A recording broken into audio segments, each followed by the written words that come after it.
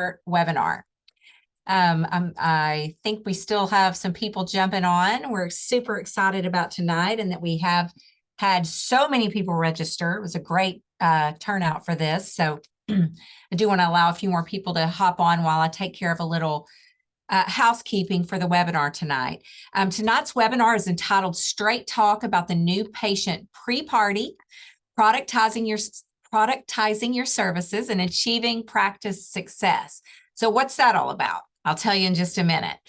For those of you who are joining one of our webinars for the first time, the format is that we bring some of the industry's most trusted experts, and then we just spend an hour learning from them. So lots of great information that we've gathered throughout the course of this webinar series. This year, 2023, we started the year with our Nexus business meeting. So every year, OrthoFi hosts a business meeting for the industry. We would love to have you join us in February 2024. We'll give you some more information about that by the end of tonight's webinar. But in 2023, our program was just so impactful that we decided to take the sessions from there and turn them into mini sessions. So, bite size so that the entire industry could participate in our Nexus meeting over the course of the year. And so, we've had lots of sessions and it's just been really great learnings. So tonight's guest is actually Tracy Martin, and we're going to have her join us in just a minute. But before we do, I do want to mention that throughout the webinar, you will be able to submit your questions using the Q&A. So not the chat. Let's be sure to use Q&A.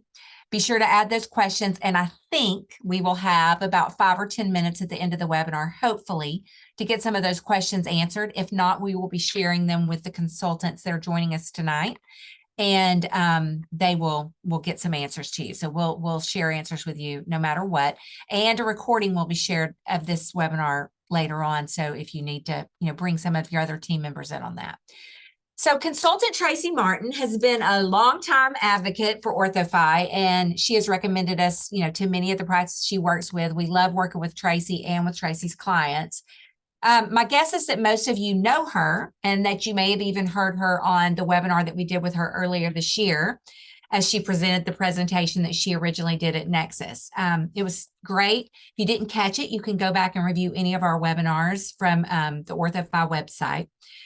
But I was talking to Tracy a couple months ago about how well those webinars had been received. And I just mentioned to her that I'd love to do something a little bit different as we wrapped up 2023. And we were just kind of brainstorming a little bit about what might be fun. And we came up with the idea, Tracy, of course, many of you are familiar with Tracy, but Tracy also works with, a very full team of consultants. And we thought it might be fun to bring not only Tracy on, but a few of her other consultants and just spend an hour learning from them, maybe one tip that they feel would have a major impact on practices today. So Tracy, I'd love for you to jump on and join us. Welcome, welcome. I think you're still on mute. Hi. Hi, welcome. So Tracy, I'm going to let you introduce your team. I'm sure you'll do a better job than I would. So Alicia, and I'd love for Gustavo to join us. Come on. Hi, here, guys. Kids. Hi. Kids. Yes. Well, thank you, Marla. Thanks for having us. Thank you for hosting and having this idea. This is great. And it's super fun to get to do this with Alicia and Gustavo. We don't get this opportunity very often. They're usually doing their own thing. So it's fun to get to do it as a group.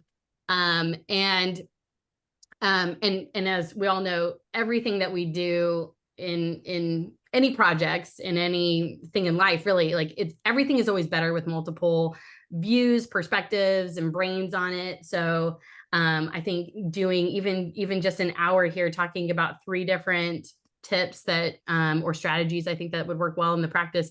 All 3 of us will be able to pick each other's ideas apart and add to it as well. So it'll be fun to kind of go through these. But But my teammates here, to introduce them, number one, it's got to come first, ladies first, right? Alicia Holbert, she was first to the team anyways, so she gets to go first. Alicia is my right hand in everything. So in all private practices that we work with, Alicia is going to be involved. She is my handler. She is my other brain. She sees the things I don't, but most importantly, like, Alicia is a far better TC trainer than I am. I joke and tell everybody that, like, she'll sell you your pen right back to you, and you won't even know that you needed your own pen, but she will sell it to you. She's crafty. You better watch out. Keep your money close to your pocket. So Alicia is definitely going to drop some bombs here, and Gustavo is the newest to the team. He's our newbie, so we're going through some hazing phase right now. But Gustavo joins us from ULab and previously from Krieger's office. So you may know that handsome face, but Gustavo is working with our teams now on, he's consulting in the practices on obviously their digital workflows, for sure, but also in their team dynamics and, roles and responsibility and team love. So he can certainly help us out with, especially with some good leadership nuggets. So all that to say, I'll let them go into their topics best. But Marla, if you're cool with it, I'll go ahead and kick off Alicia's presentation, and we'll let her introduce herself a little bit more and her topic. That'd be awesome. I've heard that you've got some pretty cool insights on the pre-party, and I can't wait to learn more. So I'm going to just go away for a little while and let the experts speak to our audience. All right. Thank you, guys. So I'm really excited about this topic. This is probably my favorite topic to talk about. I was a TC in a practice for 13 years, and I learned a lot of do's and don'ts throughout the years. And these are the topic that I chose about the pre-party, which is what I did, but because I always used to call the exam when the patient comes in, it's party time. So this is the pre-party. So, but first I just want to tell everyone about, we have TC Mastery and Marketing Mastery. So the things that I'm going to talk about are just a small smidge of things that we will discuss at this course in Fort Worth in November. We still have seats available. And so we would love to see your team there and have them join us. Okay, so this is what we call at Straight Consulting the pre-party, or the 3-step setup. So this is a game changer for conversion. So first is definitely connecting with the patient on the new patient phone call.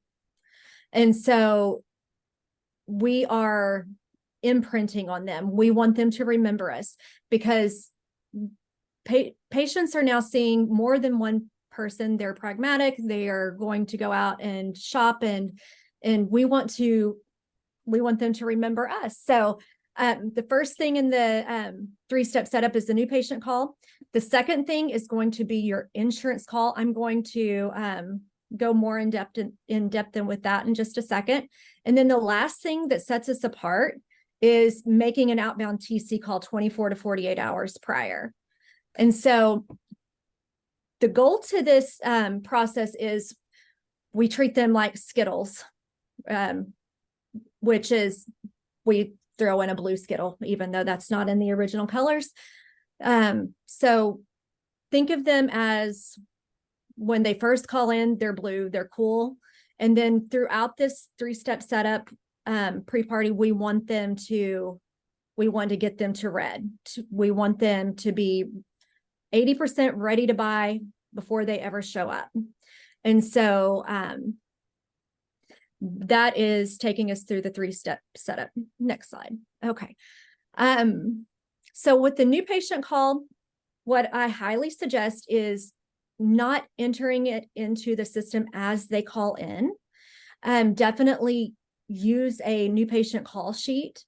That way you're focusing on what they're saying. You're not distracted. You don't have, you know, people coming up behind you and computer issues and all the things that can happen with technology. We want to focus and we want to connect with them. So I highly recommend writing it down. I know that Gen Z and some millennials think that's crazy. Why would we add paper to this? But I'm telling you, there's something about writing it down and, do a conversational flow to where we're edifying the doctor. We're getting to know them. We're getting to know what their goals are and tying them back to the practice. Okay, next slide. And so the second part in the 3-step setup is an insurance call outbound. So make sure once you do the new patient call that you get it into OrthoFi, you get it into your practice management software. Once OrthoFi has verified your insurance and it's ready to go, I want you as the TC to pick up the phone and call the patient. This is a game changer because a lot of people don't understand their insurance. They will have questions. This is something that they're nervous about. And if we set them up early on to know what to expect, then they are so much more comfortable. They're that much more ready. They're going to have conversations at home with their spouses, with their family, to be prepared for when they come into the office. So the phone call should look something like, hey, this is Alicia with Dr. Straight's office. I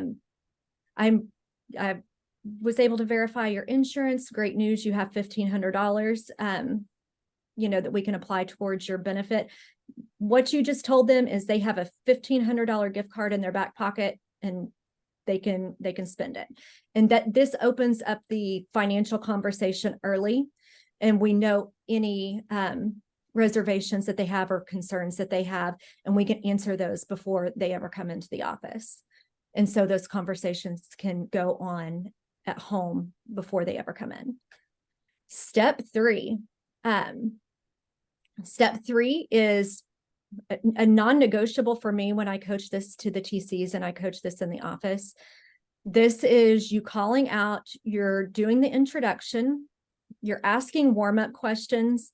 We're trying to identify anything that they're concerned about or anything that we can solve for them early on. We want to know exactly where they are, what they're thinking, and how we can help.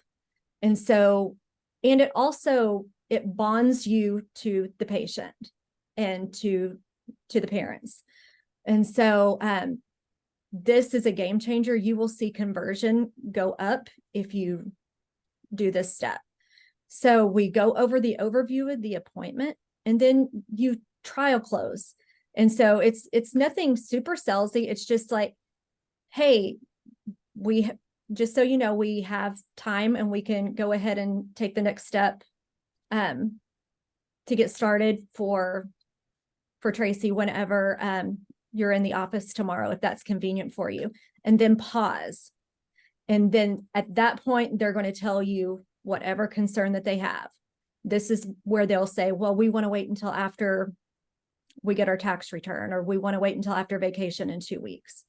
This is such valuable information. This allows us to prepare in the clinic. This allows us to know how to move them through the buying process. And it also lets them feel like they are part of your family and a part of your team. It's so whenever they come into the office, they're coming to meet their friend. Okay, next slide.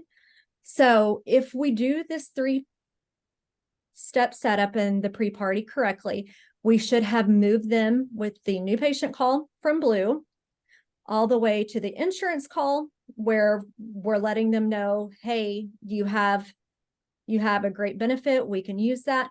And this is also an opportunity for, if, sometimes we get those comments back that say there was no ortho on the plan. So we can call and say, hey, no problem. We saw that there was not any ortho on this plan. And this will also give them an opportunity to say, oh, well, I actually have a different policy. Let me check, because the worst thing is not being prepared when they come in to the office for the exam. And then we're scrambling, trying to find it. And that will give OrthoFi also an opportunity to pre-verify this. So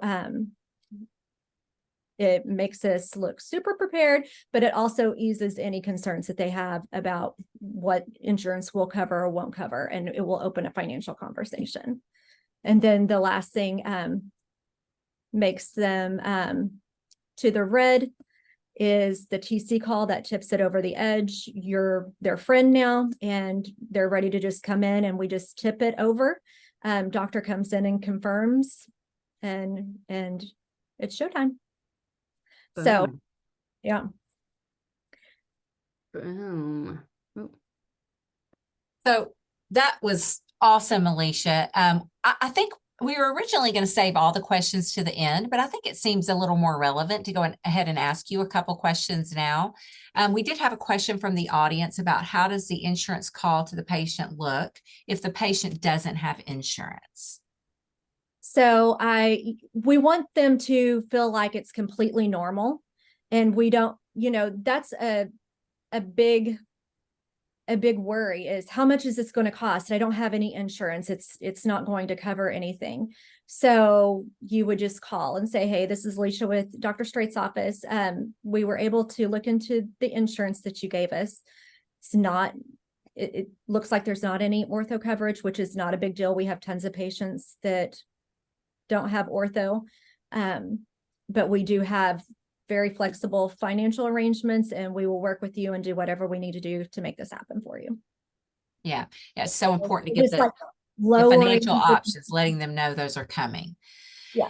Okay, we also had a question about the warm-up questions. If you could give some examples of those warm-up questions. So if I were to call and I would say, were you looking for, what is it that you don't like? Is it, I saw on the new patient phone call that you said that you didn't like your lower front teeth. Is there anything else? Were you thinking something clear? Were you thinking brackets? Because that's when the parents will say, absolutely, I'm not putting my kids in aligners, or they'll say, definitely, we don't want anyone to see we're in treatment, so we want, as invisible as possible. And it just, it lets us know what they're looking for. And then that lets us deliver on what they're looking for. Great. Well, so maybe it wasn't a great idea to start asking your questions, because it's blowing up with more questions. So we're going to save some more till the end of the webinar to make sure that we have time for the other presenters. And Tracy, I believe that you're next, and I know everyone's excited to hear what your pointer would be for what every practice needs to make sure they're implementing. And Alicia, I love that you talked about how OrthoFi kind of works through in the things that you discussed. There's a lot of that we take a lot of work off the practice, and that gives them more time to really be making sure they're doing that pre-party and those phone calls in advance, and just making sure that the personal touch is there. OrthoFi can take so many tasks off, so that the personal touch can really be magnified. So I love that you brought that out in your presentation. So Tracy, let's hear it from you. Well, I'd be happy to. I do want to point out that Alicia's pre-party, she coaches that on all of our OrthoFi practices. So this works beautifully, blended perfectly with the OrthoFi setup. So just heads up. Right. Okay, so my turn. All right. So sorry, I was navigating for Alicia, and so that was total user error on my part. Okay, so giving one tip is kind of hard for me, surprisingly. So I had to think about which one I was going to do. So I tried to slim this down, and I did. I did a good job, guys. I promise I will deliver this. But what I decided to do this time is I'm going to piggyback off of my last webinar with OrthoFi. So at Nexus, I talked about how to grow your practice off of limited treatment as a strategy, and to open up that side or work out that muscle a little bit more than we typically do in our ortho practices. So I'm just going to kind of piggyback off a little bit more and go a little bit more into depth from that. So in that presentation, I talked about what millennials want, what millennials are looking for in an orthodontic practice, what they're seeing, how they're handling the economy, and why limited was a good strategy with that. And so in order to offer that limited treatment, we ended up having to create some levels of limited treatment. So I'm going to go into that in a little different spinoff, just kind of building off of that a little bit. But when it comes to orthodontics right now, to me, in 2023 and going into 2024, obviously we've made the case that millennials are your main consumer. I've given plenty of lectures and presentations on, what their makeup is, how their brain works, what they're attracted to, what a millennial mom is attracted to versus a regular millennial. And I'm happy to geek out on that any day with anybody. So if you see me at any conferences and you just want to, pour a glass of wine or whiskey and sit down and talk about millennials, I will happily geek out with you for the rest of the evening. But I really believe that we've talked enough over the last few years about, moving towards this demographic. And I just want to build this little tip off of us all in the same mind space of the fact that yes, we are doing orthodontics, but we are in customer service that just happens to do orthodontics, in my opinion. So really, we are doing millennial customer service that, again, just happens to do orthodontics. So if we're thinking about who we're serving, if we're thinking about our consumer that we're servicing orthodontics to, then we have to know what their feel boxes are, right? So these are their feel boxes. These are the things that we have to hit. Millennials' top companies as of right now are Apple, Starbucks, Amazon. Why? Because they hit these feel boxes for them. Especially when it comes to them feeling like they are saving on quality. If they feel like they are saving on quality, they're getting it and it's a convenient thing to do, that's going to be like your ultimate feels box. And then in this last year, we also added quick, easy, and affordable to that. We found that any kind of messaging around this area is where millennials are, attracted to and trending to.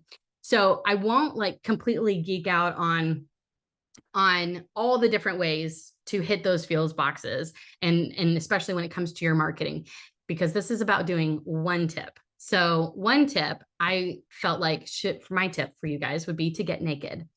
Yes, naked, or as my mom would say, naked. So I think you should get naked, and I feel like you should get extremely transparent with our pricing, which I know is not something we are very comfortable doing. I know that this is something that is extremely uncomfortable in our industry, but I'm talking about it now because I'm talking about it in almost every lecture that I'm giving this year, because what I know is coming next right after this is even more uncomfortable than what we're used to. And I won't go into that yet. You're going to hear, if you're going to MOPC, you'll get to hear that. You'll definitely get to hear more of this at Nexus.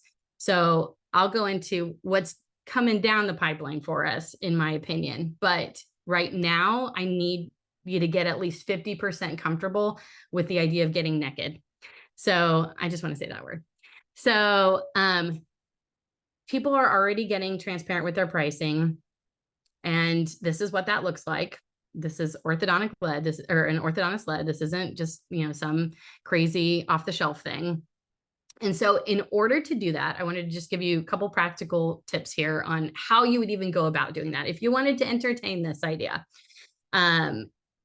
First thing you're going to do is you need to figure out what your average fees are. What have you, not just what is on your fee sheet, but also what you're actually, what you've actually posted over this last year as your average fee. And you can find that in OrthoFi, you can find that in Gauge, but find out what is your average fee first and foremost. So then you can help decide what your levels are actually going to look like.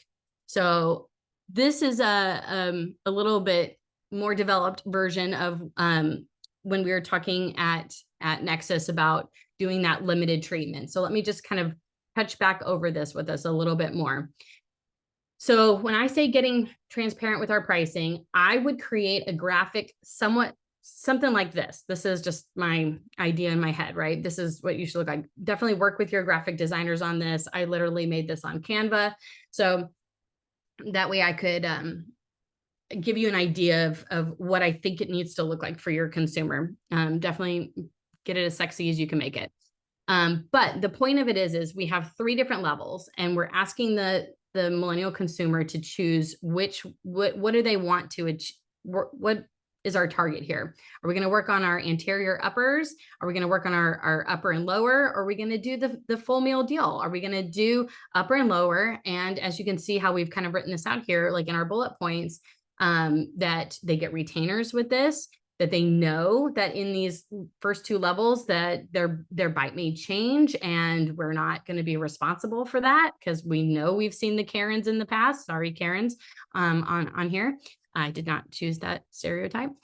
But we go ahead and tell them, like, your bite's going to change, but we're going to retain the work that we've done for you, and just know that we're not responsible for that limited type of treatment. But if you want to do level 3, where we align the upper and lower teeth, and we work on that bite for you, and we give you retainers to keep that all together, that is what you're choosing to do by going to level 3. And I think you'd be surprised at the majority of people that are going to choose level 3 versus the other 2.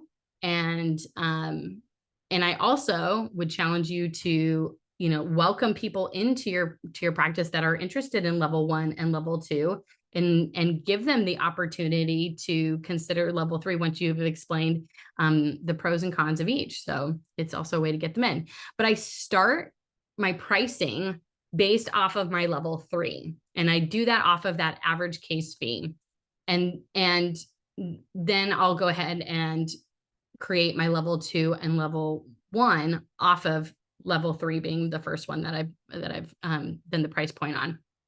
Now, I know what you're thinking. I know you're thinking, well, what about my contracted rates? What about my surgical case? What about my expose and bond cases? What about this? What about my premium appliances? What about blah, blah, blah, blah, blah? And I totally get all of those things. And you are more than welcome to add asterisks into this, and I would put that just under your graphic and invite them into the practice to find out if they qualify for this. But you're using this as your marketing tool. And I would put this on your website. I would put this graphic on your website. I would put it on something around the practice, so that when patients come in, they know that they can move from level to level, that the moms are sitting there thinking about it constantly. And then once they've picked their level, and then all they have to do is pick their modality. All they got to do is pick their financing, and then they're done. It's very easy. It's very transparent. And your millennial consumers are used to this in so many other areas of their life, so many other companies that they're working with. So I think sometimes we just overthink it because we're used to the norms, but it's really, really that simple. So yeah, that's my 2 cents. And I can't wait to hear some comments. Yes, and I don't want to get all into the questions, since that might not be the best to give Gustavo some time. But I am interested in this, Tracy. So are you thinking in the learn more, that's going to be more of the kind of the fine print of what they could expect when they get there? Is that kind of what you're thinking? But the website just gives them the highlights. Yeah, because 56.6% of Americans, not even just millennials, but all Americans, prefer to shop online than go into the store.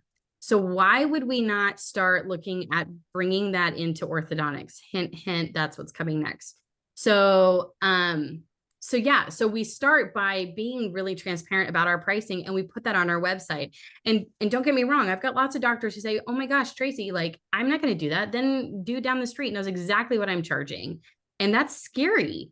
And it used to be very scary. I agree, but I don't think that, well, A, I'm going to coach you out of living in fear, first and foremost. But number 2, they already know what you charge. You know how much they charge. There's no Like they already know. Why not convert so many more patients and get so many more of them to come in and to actually show up in a world where our kept exam rate is getting ugly? So why not go ahead and give them that information? I mean, and like Alicia just presented on, our goal is to get these guys 80% ready to buy before they come in. There's no way that this doesn't do that. So that's my tip is get comfortable getting naked.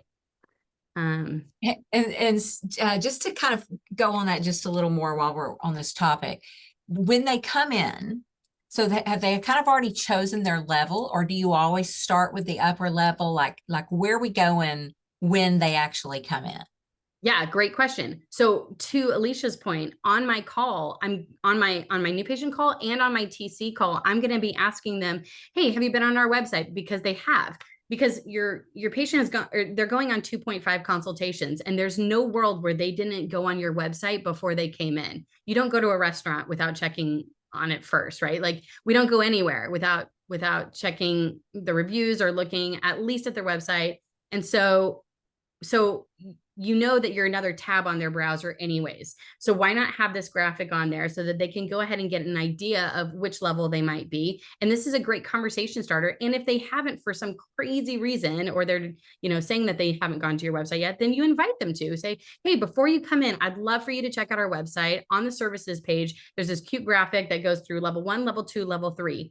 Just take a look at that. Let us know when Alicia gives you a call to check in with you before your exam appointment. She's going to ask you which level you're more interested in, just so that way she has a better idea of how to make sure that she can serve you best. Boom. And so is there fear? So you're putting the pricing out there. So it's also super important that they know, I would think, from the website as well, about the flexible payment options, like that they're not going to be expected to come up with that entire amount when they walk in the door. Absolutely. And so therefore, OrthoFi information can be right there, right below that graphic, so that they can go right into it on the same page. And I know you've heard my coaching plenty of times, but I'm a big proponent in DIY financing. So design it yourself, show them how the slider works, show them functionality, but open choice it and let them choose for themselves. This consumer is used to financing everything in their life. They order everything online. It shows up at their door, from groceries to, and, their Peloton is financed. Everything is financed. It's all about that monthly payment for them. So yeah, I mean, it can all be right there. And so, I just have to get you at least 50% in, like, open to that idea, kind of try it out, because where this is going to go next is going to take you all the way over there. And I don't want people left behind, especially in this year. And next year is an election year. Like everything gets weird. So just get comfortable with getting a little uncomfortable, because that's where growth is. Well, funny you should mention uncomfortable, Tracy, because we just decided on our theme for next year's Nexus, and it is called Get Uncomfortable. Yes. So we're going to be sharing the agenda and some of the cool sessions that we'll be doing that definitely designed to help people get uncomfortable. And so it sounds like you'll have some things to share at that meeting as well. So we'll be looking forward to that. Gustavo, I think you're next, and we're excited to hear what you would tell any practice to make sure they're embracing. Absolutely. First, thank you to you, Marla, and to just Tracy and Alicia, just for allowing me this platform. This is what I love, is Tracy and all of y'all are willing to share the stage, and that means so much to me. So thank you for demonstrating just this leadership quality. I appreciate it. Absolutely. We can't wait. Absolutely. So on that, let me make sure I get right here. I'm going to share my screen, and can we see this? Yeah. Perfect. So I want to talk about leadership, right? And we know that leadership is a very multifaceted concept, and in many different situations, there's going to be different type of leadership styles that are going to be required. And so what's funny is that there's actually about 9 different type of leadership styles. And what's going to happen as we go through this, I want to address some of the characteristics. But before we do that, one of the things that I feel is extremely important is understanding that effective leaders understand who they are and who they are not. And the reason why that is so important, because I've gone to so many, whether it's been webinars, listening to podcasts, I've looked up to people so many times, and we get so motivated, and we're going to go talk the way they talk, and we want to go back to our practice or even our homes because we're just so pumped up and motivated. And then all of a sudden we realize it doesn't work, and we forget to ask why it didn't work. And it's because we get sometimes lost in looking at the results versus the work that it took to get there. And so when we go down this pathway, I want to highlight more on characteristics and understanding how do you become the best leader you can be, versus just, our goal is to look at the people we admire, but find out how we can enhance those and bring those out of ourselves, right? So as we go through this, I want to show you real quick, there's about 13 characteristics on here. And because of time, I don't want to get really lost into all of these, but I did want to highlight these 5 right here. And it's not because I think one is like more important than the other. It's because I feel like the importance of leadership is understanding foundational, right? So as we go through this, it's easy to know that we're good at certain things, but I want us to look at this in the eyes of how am I leading my team, right?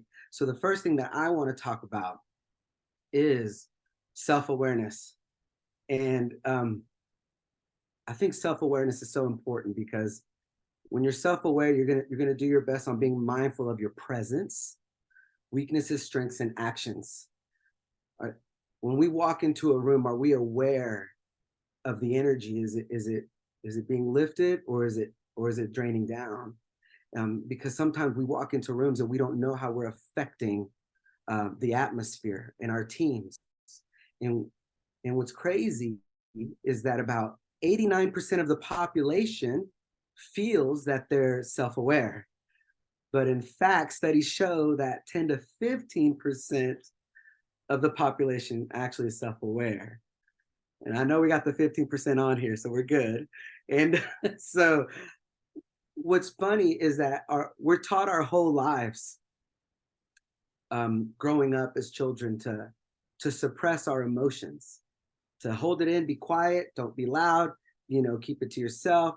And what happens as we grow up as adults, it becomes very difficult on how we're trying to communicate things. And because we internalize these things and we suppress them, and when something negative happens, we externalize things or internalize things, and that's where resentment, depression, anger, comes from.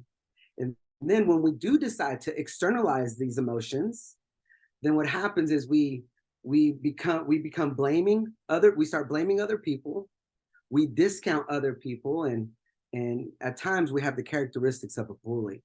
So let's make sure we're doing everything in our power to be very, very self-aware. One of the exercises that I do every day, and if you know me, you know that I've told you this before, and that is I do my absolute best to ask myself every day in all facets, whether it's with my peers or my family, and I will ask myself, should I have said this? Should I have done that? What was the value in what I said? Because it's not about me, it's about the optics, perception, right? So again, let's do our best to be self-aware. Another one is continuous learning. I love this because I love the fact of being a lifelong learners, because we're never going to know everything. And that's the beauty of leadership, because it's a multifaceted concept, it's constantly evolving. And so when you seek to improve and encourage growth in their team, so remember, as leaders, it's great that we are where we are, but it's our job to get others around us to the next level. And I'm here to tell you, not all learning is going to give you a CE. Not all things are going to be required to give you a certificate of education or completion and just for you showing up.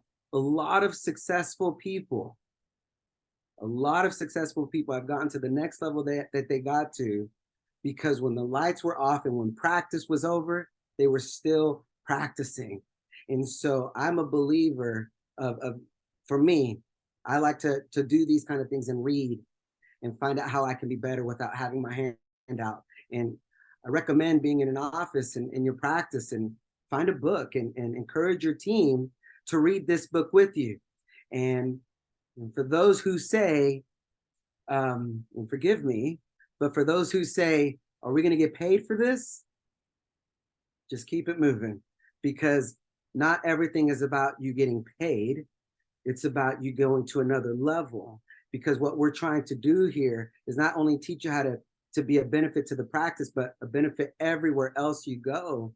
So this will be a great indicator for you to make sure that we're hiring for culture and attitude and train for skill, right? So let's be continuous learners. And communication, convey your idea, expectations, and feedback clearly. I have met with so many amazing individuals in leadership roles, and they get extremely frustrated, and sometimes even with their own doctor, because of all these assumptions. And and if you know me, and if I'm a part of your life, I'm going to hold you accountable to you. And so it's my job to make sure that we're not victimized and come from a place of understanding.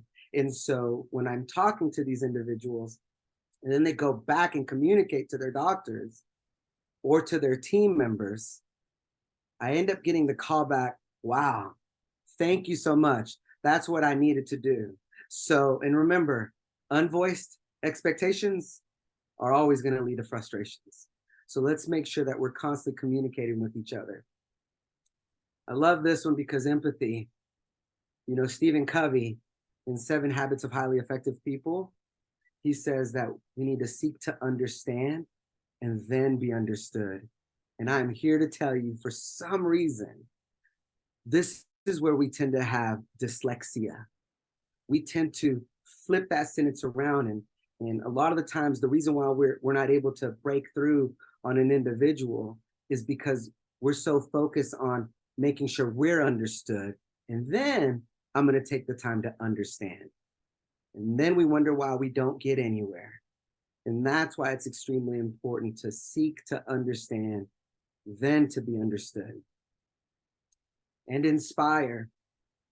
Leadership at its core, at its absolute core, is about motivating and guiding others to achieve a higher level of success. Our job as leaders is not to change who you are, but to help you become a better version of who you are, right? So these are things that I think it's extremely important for us to really, really focus on, and we can start today with these things. Now, those 13 characteristics that we talked about earlier, I have them right here, and I got with Tracy, and we wanted to put something together where it was a 1 through 5 scale. When you look at this and you're looking at all these characteristics, I would love it if you took a screenshot of this and then you looked at each one and measured yourself, one being that this needs immediate attention. And let's say 3 is I'm working on this, and 5 is I got it. And so when you start looking at each individual one as a leader and how you are impacting your team, and if you got 5s down on there, man, that's awesome. But let's focus on the ones that do not have the 5s, and let's get strong on there. And if you're brave, you can ask others to rate you as well as a leader, if you're brave, right? And so as an example, if you go down and you see delegation, and it says delegation based on strengths and expertise, this will lighten the load and empower others. I can't tell you how many offices I've been in, and I've seen leads and management go in there, and they're just taking things by the reins, and they're doing all the work. They're here, they're there, they're going all over, and then they end up feeling really good about themselves and everything's great. And that is awesome that you can execute all these things, but those are what we want in our team. Those are the characteristics that we want in our team. And what's crazy is that Simon Sinek said that before you were promoted into the position that you're currently in, right? So when you are a clinical assistant, you are responsible for the results. And then when you get promoted into this leadership role, into your practice, there's a transition where, you are now finding someone to take that spot, and you're going to go into this role as a leader. What happens is you are no longer in charge of the results. Leaders are now responsible for the people that are responsible for the results. And so what Simon Sinek says is that when you are in charge, it's not because you're supposed to take charge and be aggressive. It's because you're supposed to care for those in your charge. And so that's why it's important when you look at this, don't look at it as you know how to delegate, but are we delegating effectively, efficiently, and are we putting the right people in the right positions? And so when I look at all these characteristics right here, a lot of the times the reason why we struggle on going to the next level is because we tend to fight with our pride, our ego. And I tell people this all the time. We have two choices. Either we can feed our families or we can feed our egos. But remember that the ego is never satisfied and is never full. And so when I think of all these characteristics, there's one word that stands out to me like no other, and that is surrender. And I don't mean this type of surrender like you give up and you lost all hope. I mean surrender and let go. Because in order for you to receive the more, you have to let go of what you're currently holding on to. And so when I look at these words, and I looked up the definition, I want to read the first part of this definition to you. It says, to yield to the power, control, or possession of another upon compulsion or demand. It's aggressive. I get it. Now here's the other. To give up completely or agree to forego, especially in favor of another. In favor of another, your team. I can tell you from experience, I have lost a lot because of pride and ego and my inability to surrender. So I highly recommend, when you go back to those characteristics, what is it that you need to surrender to? And so when I go to these events and I talk to a lot of people, they ask us, so what books are you reading? What do you do? Because now here's the exercise, right? And exercise is going to cause you to feel a little sore, but I wanted to at least show you what it is that I do and what it is that I read, right? And so these are books that I've actually read personally. The Obstacle is the Way was a book that Dr. Jamie Reynolds gifted me. And down there at the bottom left, The Go-Giver, Dr. Bader Rausch gifted to me as well. And my wife, her company gave her The 1 Minute Manager, and I asked if I could read this to her. So amazing, amazing books. I've read these. They're absolutely powerful. And if books aren't your thing, and I love to hold a book, and I love to have coffee and read. And if you know me, you know that. And so, but there's other options like audiobooks or podcasts, or find a mentor, find a coach. And it doesn't even have to be mentor. It could be mentors, because I can tell you, I have several. And there's so much value that I see in one, and then I take from the other, and I see how I can incorporate it into my life. So, and I feel like this plays a healthy part for my mental health, because it keeps me and prevents me from being a victim, because all I'm doing is trying my best to self-reflect. And I do fail, but I absolutely try every day, right? So I highly encourage you to even take a screenshot of this and pick up these books and see what they do for you. And I also wanted to leave you with this. It's by the former coach of the Chicago Bulls, Phil Jackson. He said something powerful. And he said that good teams become great ones when the members trust each other enough to surrender the me for the we. Hope this was helpful. That was awesome, Gustavo. One of the things that really stood out to me was your mention about asking others for feedback. You know, one of the things that we do at OrthoFi, we call them the 360 review, where we ask someone who we work for feedback about the way we work, and then for someone who works for us for feedback. So we're constantly looking for that feedback. So how would you recommend that a practice? Oh, thanks. I see the hearts flying. Yeah, I've never seen that before. I don't even know how that does. You're getting applause. Yeah. That's awesome. I would love to hear how you would recommend to a practice to kind of implement something like that where, you know, people will participate, and something that seems a little, you know, to make it real natural to get and give feedback in a practice like that. I think the first step that we need to do is we're always asking people to be vulnerable, but we're not willing to be.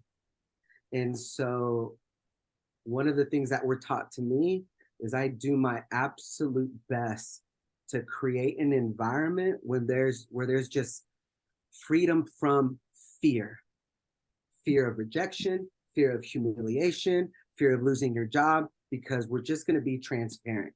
So when you go into a lot of practices, they're wanting to fix all of these amazing things that do need to be fixed. But what is the home built on? What is the foundation on? And so sometimes we got to go back to the basics and work on these fundamentals, because we talk about the culture we want, but we need to start addressing the culture that we currently have. Right. Great. I think I'm going to work backwards on my questions, Gustavo, because, you know, since we just heard from you, I've got a couple questions from you for you. And I'm glad, Alicia and Tracy, that you're back on with us for some questions. Well, welcome to jump in, because these are amazing and powerful women on here too. So that's right. Yeah, sure. Would love to hear any of your feedback on this. So Gustavo, how do you voice concerns to a manager that could use leadership guidance? So this is a team member voicing concerns to a manager or leader. I think that goes back to the leader, is being able to have the conversation with the team. It goes back to the fundamentals. It goes back to being self-aware of what your presence does to people. Mm-hmm. And sometimes we have to pull people to the side and just have a conversation and go, hey, because listen, body language doesn't lie. People not voicing their opinion, everybody's always looking for somebody to say or do something, but the answers are all right there. Someone just needs to be brave enough to go, hey, come here real quick. And then go, hey, listen, I have noticed X, Y, and Z with you. Is everything okay? Have I done something? Because we see each other more than we do our own families. And so that's the part that just hurts and blows my mind sometimes, is that we can't talk to each other. And so I do encourage, and I ask team members, I'll tell you what was told to me.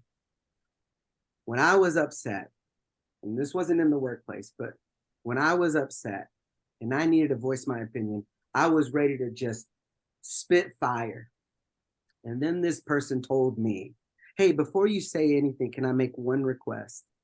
And the request was, all I ask is that when you speak to me, can you please use wisdom? And next thing you know, I shut down, because in that moment, I knew everything that I was going to say, there was no wisdom in it. Mm-hmm. So if you are a clinical assistant and you have something that you need to say to your manager, to your lead, your absolute best to use wisdom. Right. Great. And then for the leader who's trying to get the team members to put in some extra work, read a book or, do a little bit more. How do you motivate the team to participate in those kind of things? Well, it goes back to the old saying, people don't care how much you know until they know how much you care. And so we have to we got to get to a place where, hey, this is what we're wanting to do, and we're wanting to read this book. But if I start coming at you like this, is because I've been in environments where they're mandatory, and it just feels very aggressive and it feels very forced on, and forgetting that you have a family and kids, or you have a life outside of work. So it's my job to set the stage for you to construct an amazing experience. How do I do that? I want to offer this book to the team. I will pay for this book. This is what we want to work on. And whenever someone chooses not to, instead of asking, why are they behaving like that? How about we ask, what is it that we can do to get their buy-in? And so when they come back in the next day and we're in the morning huddle and we're talking about things about this book, include them, make them feel valued. I remember working with somebody that detested reading, but I'm silly, just so we're clear. I ended up recording myself and doing an audio because there was no audio for it. So I care about people's progress. And so, but that's how we have to slow down and just go, hey, well, come on in. I get that you're not ready, but you're still invited. Mm-hmm. Oh, I love that. I like that a lot. Leisha, we have lots of questions for you.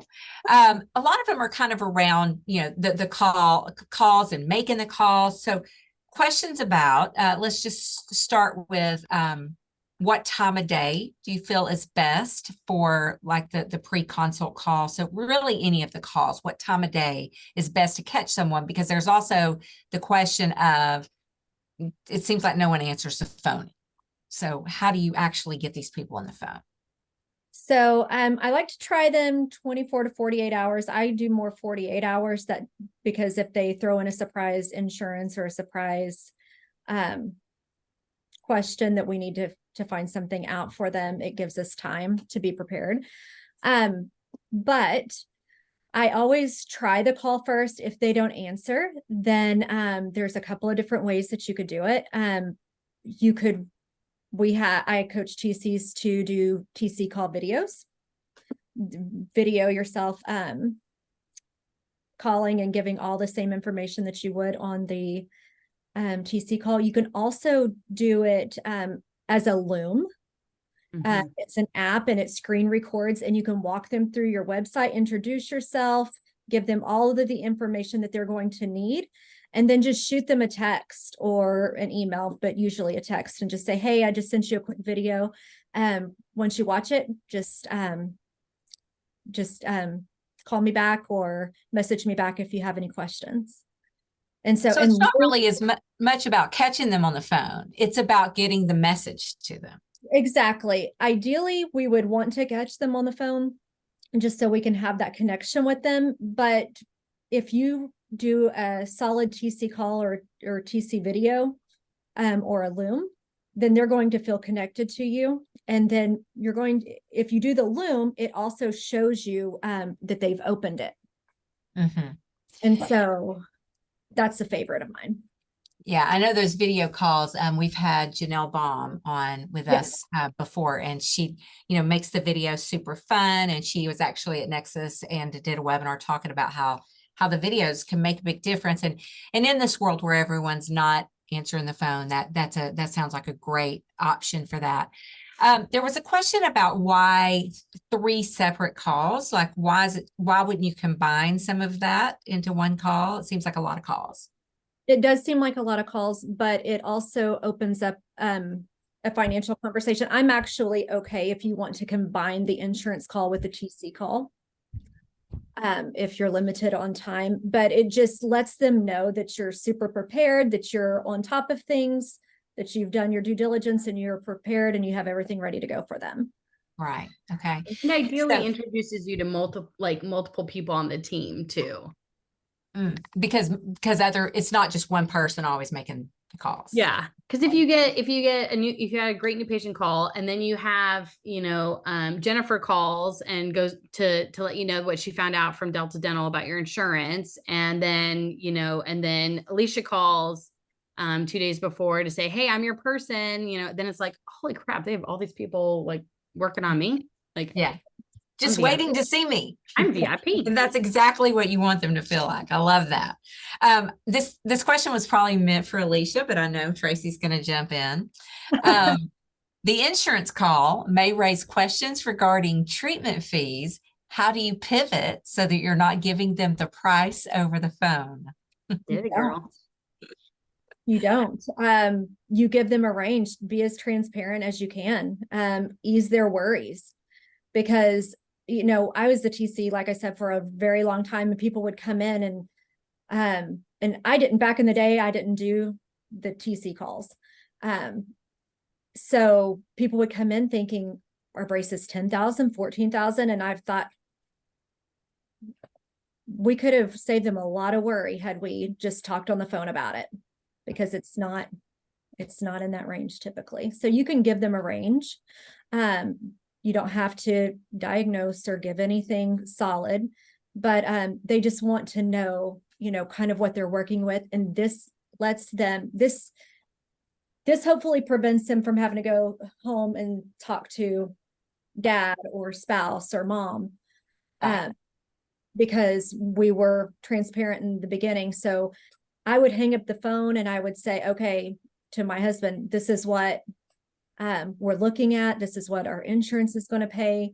But they told me that they have these financial arrangements that are super flexible. And so how do we want to do this? So when they come in the office, there's a plan. There's a plan.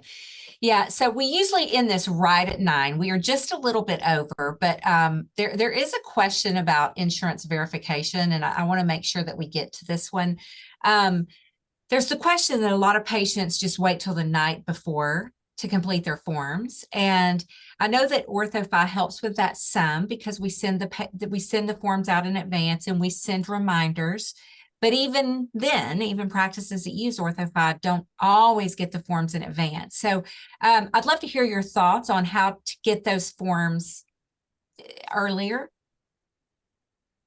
So to get the forms earlier, I would just, you know, keep prompting them, you know, but on the new patient call sheet, the intake sheet, we ask for their insurance information. And so we get it from that phone call, so we can go ahead and start the process without their forms filled out. We already have their information. And sometimes they don't have the information on them, they're driving. So we just say, no problem. When would be a good time for me to reach back out to you? And then you put an appointment reminder on your schedule and you call them back, say, hey, I'm just touching back to see if you were home and you were able to get me that insurance information. Also, general dentists are really good about sharing that information. So you can call. Okay, you're not going to get them earlier. Millennial moms are going to, like, they have only allotted this hour on Tuesday for you, and they're not going to think about you until then. They've got too many other things they're trying to get in. They're trying to fit 30 hours into a 24-hour period. So it's the demographic. It's not you. It's the generational demographic. You're not going to get consistent forms ahead of time from them. That's just it's how they budget their time management. But if we have a good intake sheet from the jump, then we have what we need to get going. Yeah, and if you're getting some of that information and getting a jump on it, get that in even before they fill out the rest of the forms. That's fabulous. There is a question. Does OrthoFi do insurance verification? Yes, we do, and we would love to do yours. So Tracy, we do have more questions coming in, and we will send answers. We'll ask the panelists, and then we'll get answers to the people who are asking questions. I want to give Tracy just a minute to tell us about a special deal for people on this webinar tonight. Yes. Okay. So I know, like, our 3 tips were very, very different, but that's the beauty of my Avenger squad here. We're all very different, but when the powers unite, it's just nirvana, in my opinion. So just a couple of things to note. One is that, Alicia, you did an amazing job. Gustavo, you did an amazing job. I'm proud of both of you so much. If anybody needs help in their practices, Gustavo and Alicia go to your practices, and they can even go together for 2 days. It's a 2-day quick fix. So feel free to let us know if you are interested in that. Other thing I wanted to mention is our TC and Marketing Mastery course that Alicia touched on. It is November 10th and 11th, and OrthoFi is a proud sponsor, and they have been a great sponsor from the beginning when it comes to our TC and Marketing Mastery course. So we are very excited to have our next one coming up, and it's in Fort Worth, like she said. And so during our webinar, our creative director, Scott Caldwell, did text us and say that he created a promo code. The promo code is all caps. It's OrthoFi Love in all caps, and it will take $150 off of your registration if you decide to register, and if you are one of the first 25 people to register, he says. And then he's going to cut it off because he's kind of a butthead. And then on top of that, he says a little tip is to register each person individually, because it only takes $150 off of each transaction. So if you register 3 people, you're only getting $150 off. So do each one individually so you can work the system right. So OrthoFi Love in all capitals. And where do they go to do that? To our website, straightconsulting.com. There's a tab there for TC Mastery or Marketing Mastery. It'll take you to the same funnel, but it's just straightconsulting.com/TC-mastery if you wanted to go straight to that page. And then OrthoFi love that, love it. And Alan, if you'll just throw up the screens for the OrthoFi specials. So anyone who it's not quite up there yet. If you'll scan this code, and if you're not an OrthoFi customer yet, we'd love to show you what we're all about. And if you do end up signing up, you'll receive $2,000 off your initial implementation, or 50% off for the first 3 practices that sign up from this webinar. So that's a great deal. But even if you don't sign up, it's really important to learn. If it's been a while since you've heard about OrthoFi, you need to listen again. There's been some big changes and advancements. And so just really a great thing to take a look at. And then the next screen, we did mention Nexus at the beginning of this webinar. That is February 1 through 3. And if you've listened to some of our webinars this year, you know that this meeting is packed with data-driven recommendations for your practice. And so we'd love to have anyone in the industry join us. You can use promo code INSIGHT for an extra 5% off. We do have early bird pricing going on for just a little longer. And then you can get even an additional 5% off using INSIGHT. So lots of things that the audience can participate and join us in just to continue their learning journey. I want to thank Gustavo, Tracy, and Alicia for joining us tonight. This has been really cool and different, and I think it worked out very nicely. We would love to hear your comments from the audience. If you want to send us an email, we'd also love to hear your thoughts on, is this a good time? Weeknights at 8 p.m. Are there other times that you'd prefer us to throw some content your way so you can join us? Thank you for sticking on a little longer tonight than we usually do. We appreciate your ongoing support for this webinar series. And thanks again to our guests. You did a fabulous job. Thank you so much. Fun. Thank you. Bye, guys. Bye.